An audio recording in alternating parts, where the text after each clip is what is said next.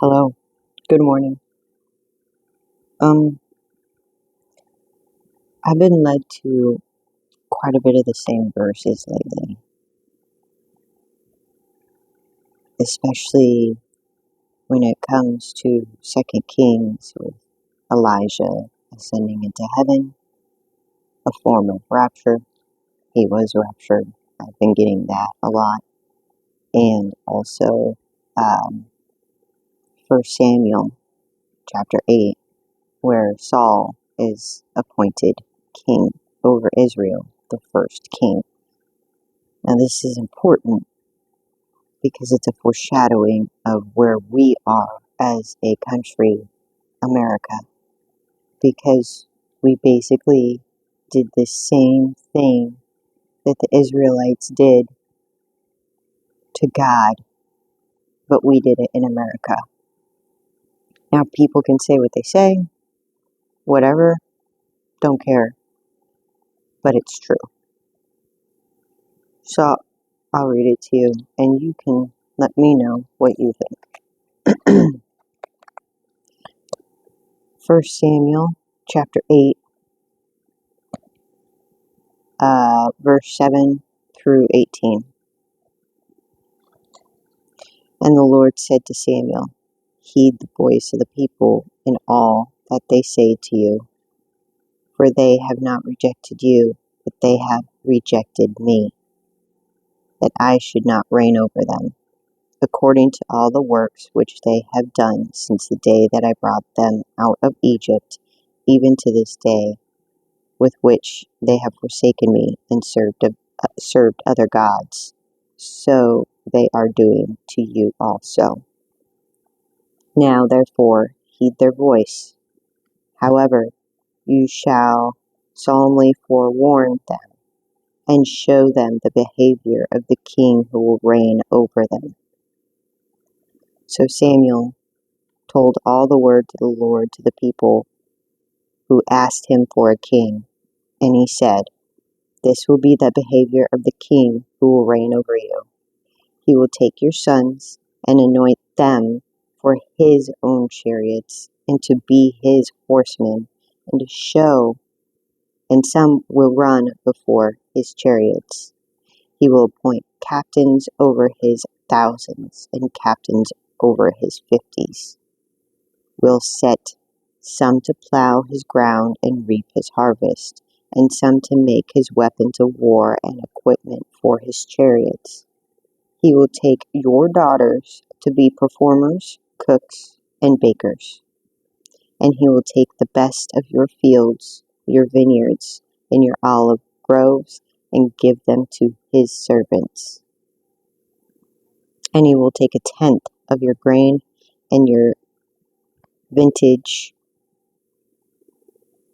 and give it to his officers and servants. And he will take your men servants and your maid servants and your finest young men and your donkeys, and put them to his work. He will take a tenth of your sheep, and you will be his servants.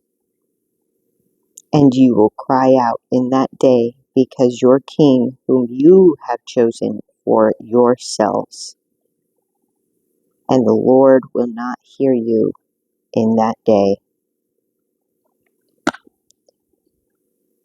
I'm going to make it plain and simple and sweet and to the point. Look at what we just did with America. Straight up. God has always been part of this country, this land. He blessed this land. The forefathers blessed this land, and that's what it was founded on. A basic principle of believing in the Lord and Jesus. Literally. You can look back in history. It's there in documents. It is what it is. I don't care what people say. We took God out of this country, and we put in a King Saul. The moment that we wanted Trump, we took God out of it.